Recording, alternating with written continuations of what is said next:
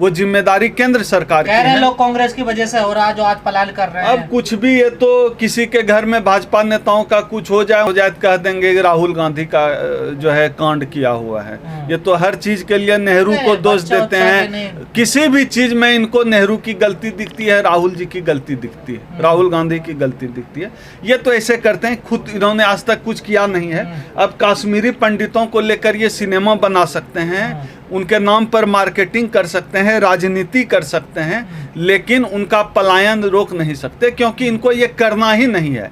इनको सिर्फ वोटों का तुष्टीकरण करने के लिए, उनका वोट पोलराइज करने के लिए ये सिर्फ जो है वो राजनीति करते हैं, पंडितों की राजनीति करते हैं। ये इनका खेल है, बीजेपी सिनेमा का जिक्र किया, आजकल आज नजर नहीं आ रहे वो जब वहाँ पर बिल्कुल पल्लवी जोशी जा रही है। बिल्कुल पल्लवी जोशी हो या जो डायरेक्टर था, मैं तो इन लोगों की फिल्में देखता नहीं हूँ। यहाँ हिंदी फिल्में तो थर्ड क्लास बनती हैं, हिंदी फिल्में देखना ही मुझे पसंद नहीं है। थर्ड क्लास फिल्में बनती है, मुझे देखना पसंद नहीं। लोगों को फिल्म बनाना नहीं। 1990 की घटना तो उन्हें खूब नजर आई, लेकिन आज आज के समय बिल्कुल, अगर उनमें हिम्मत है, पल्लवी सिन्हा बड़ा इंटरव्यू दे रही थी, उसमें हिम्मत है तो अभी बनाए ना। बीजेपी का शासन है, राष्ट्रपति शासन है, और जो है पलायन कर रहे हैं लोग। धारा 370 हिम्मत नहीं, धारा 370 भी हट गई है। तो हिम्मत करें, हिम्मत नहीं करेंगे ना। चमचागिरी का युग चल रहा है, चमचागिरी का टाइम चल रहा है, और सरकार को भी पता है कि चूंकि जनता के जो मूल मुद्दे हैं, जो बेरोजगारी का सवाल है, महंगाई का सवाल है,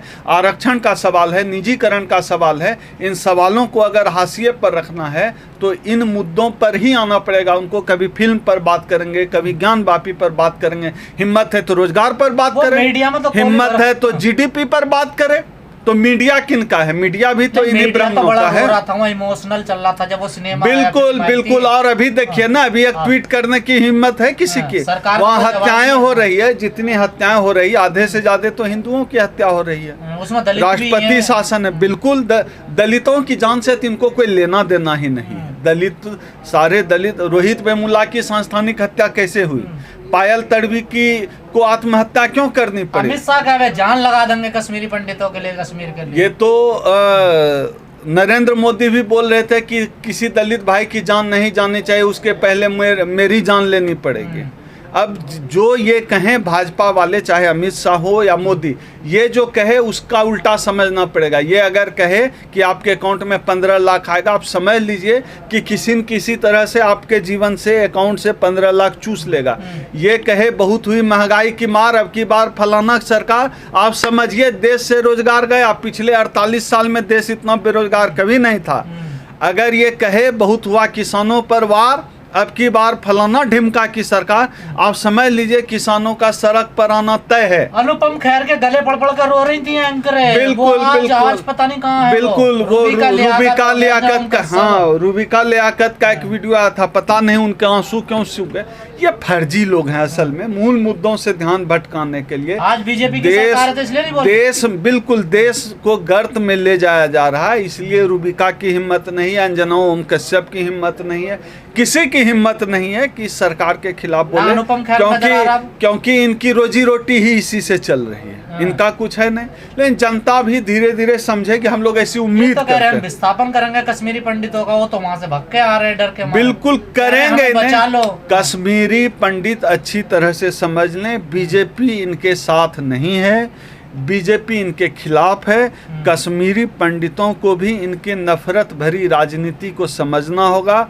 उनका दुरुपयोग किया जा रहा है, उनको वोट बैंक उनके बहाने खड़ा किया जा रहा है, पूरे देश में चुनावी राजनीति हो रही है। यह बात कश्मीरी पंडितों को भी समझना पड़ेगा। अमित शाह लगातार मीटिंग कर रहे हैं कश्मीर मुद्दे को लेकर। अमित शाह मीटिंग करते रहेंगे, वो सोच रहे होंगे कि अब इसको कैसे भुनाया जाए, किस तरह से। कश्मीरी पंडितों की जो हत्या भी हो रही है, हिंदुओं की कश्मीर में, वहाँ से भाग रहे हैं, इसकी मार्केटिंग कैसे की जाए, इसके सहारे चुनाव कैसे जीता जाए। अमित शाह का मूल उद्देश्य यह है, बीजेपी इसी पे मंथन करते रहती है कि हर चीज की मौत की राजनीति तक कैसे की जाए, मौत से भी वोट कैसे। याद करिए, इन्होंने तो वाजपेयी जी की वो राख घुमा दिया था देश भर में वोट लेने के लिए। ये वो लोग हैं जिंदा आडवाणी जी हैं, मनोहर ये कह रहे धारा जोशी, 370 हटा दी, स्थिति बहुत बढ़िया हो गई है वहाँ पर। तो समझ में आ रहा है कितनी स्थिति अच्छी हुई है। जो रोज भाग रहे हैं कश्मीरी पंडित, तो स्थिति ये सिनेमा का प्रचार कर सकते हैं लेकिन जनता के लिए काम नहीं कर सकते हैं। यह सरकार जनता के साथ नहीं है, यह सरकार जनता के खिलाफ है। जैसे टारगेट करके कश्मीर में हिंदुओं को मारा जा रहा है, इसके पीछे कौन हो सकता है, कौन जिम्मेदार?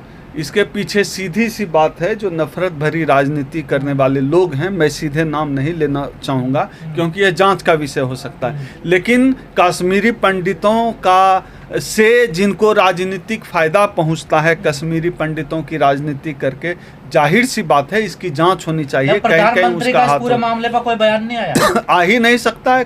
प्रधानमंत्री जो है कंगना रनौत को Y+ सिक्योरिटी दे सकते हैं।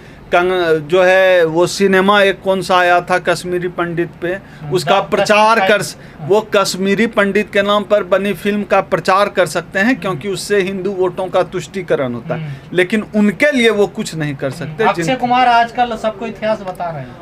अक्षय कुमार तो खुद ही कनाडा के नागरिक हैं। अब इस देश का दुर्भाग्य ही है कि अब इस देश में इरफान हबीब, डॉक्टर रतनलाल इतिहासकार नहीं है। इतिहास अब डॉक्टर रतनलाल जो इतिहासकार हैं असली, डॉक्टर रतनलाल जैसे इतिहासकार, वो इतिहास बताएंगे तो जेल जाएंगे। अक्षय कुमार इतिहासकार होंगे।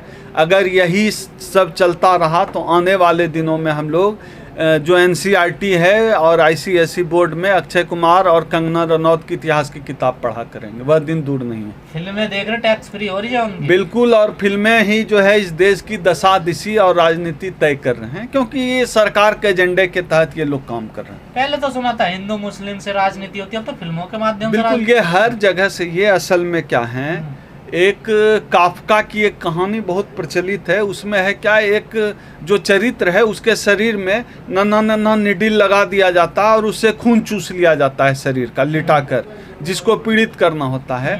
तो वही तैयारी है कि देश की जनता के शरीर में नन्हा निडिल लगा दिया गया है और हर तरह से धर्म के नाम पर, जाति के नाम पर, फिल्म के नाम पर राजनीति की जा रही है और जनता का खून चूसा जा रहा है। बीजेपी के प्रति लोगों में भक्ति है, श्रद्धा भाव है, उन्हें प्यार करते हैं, वोट देते हैं, उनके लिए जान देने के लिए तैयार। अब लोग वोट देते हैं कि EVM से वोटिंग होती है तो खुद ही हमेशा सवालों के घेरे में है। बल्क में EVM पकड़ा जाता है, DM को बयान देना पड़ा था बनारस। तो ये सब तो देख ही रहे हैं कि क्या फेक है क्या सच है। और जिस तरह से ये विपक्षी पार्टियों को कमज़ोर किया गया है ED CBI का डर दिखाकर, जाहिर सी बात है इनका जो वोट का खेल है, बिहार में भी आखिरी दौर में वोट की गिनती में क्या हुआ था, उत्तर प्रदेश में किस तरह अखिलेश यादव को हराया गया, ये पूरी दुनिया ने देखा कि इनकी चुनावी राजनीति कैसी होती है। स्थिति तो इतनी भयावह है, लोकतंत्र को इन्होंने इस तरह से रसातल में फेंक दिया है कि विधायकों को भगाना पड़ता है, छुपाना पड़ता है, दूसरे स्टेट में भेजना पड़ता है। ये देश के प्रधानमंत्री हैं, शर्म नहीं आती ये हालत कर दी है कि देश के विधायक सांसद को छिपाना पड़ता है।